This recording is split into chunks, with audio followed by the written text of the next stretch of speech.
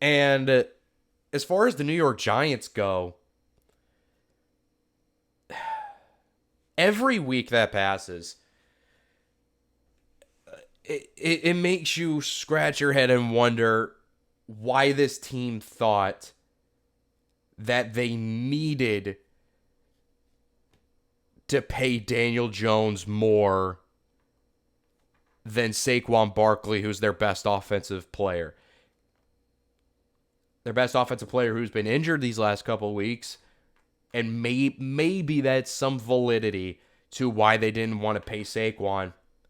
But it's still no excuse as to how the quarterback we saw play on Monday night and the quarterback we've seen play throughout this season is somehow getting paid $40 million a year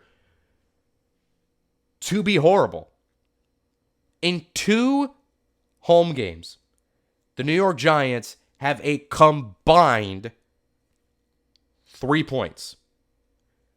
In 2 home games for the New York Giants this year in MetLife Stadium, they have 3 points.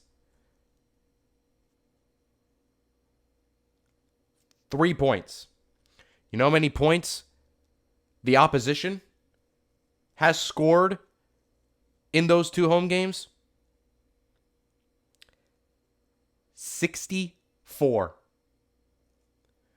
They lost 40-0 against the Cowboys in week 1. And they lost 24-3 last night against the Seattle Seahawks. And all of a sudden, I mean, you kind of got the sense a little bit of it last year. At least I did, at least. But the New York Giants look like frauds.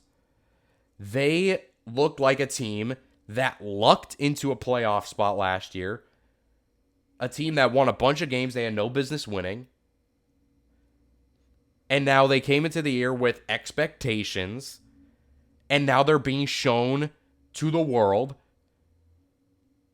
for the team that they actually are, which is a team that is not ready to be in the spotlight, a team that is not ready to compete, a team that is stuck now in a horrible quarterback contract where you have a below average at best quarterback making $40 million a year while your best offensive player is in a spot where he's making just a little more than what he would have been on the franchise tag.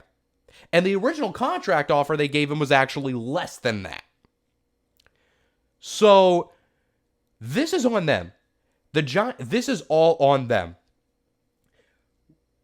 And Brian Daboll, I still love him as a coach.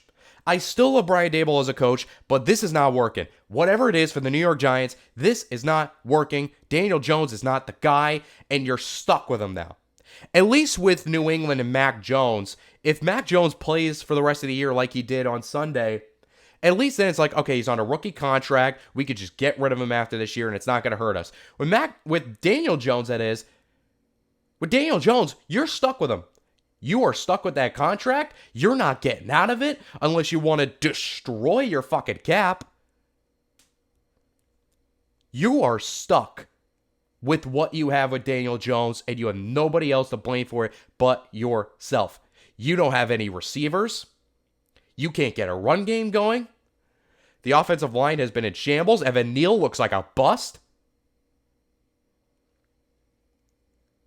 Everything has been horrible for the New York Giants, and this should have been an 0-4 team had the Arizona Cardinals not forgotten that they have to tank this year.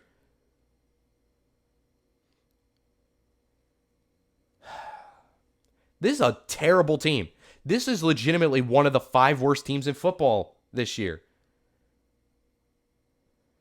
And the offensive genius of Brian Daboll, we saw it last year. We saw Brian Daboll can put a good offense out there. But Daniel Jones is actively holding this team back, and you can't get rid of him. It's impossible to get rid of him at this point. You can bench him, but 1, bench him for who? And 2, I don't think they want a situation where their backup quarterback is making $40 million a fucking year. So, this is brutal. And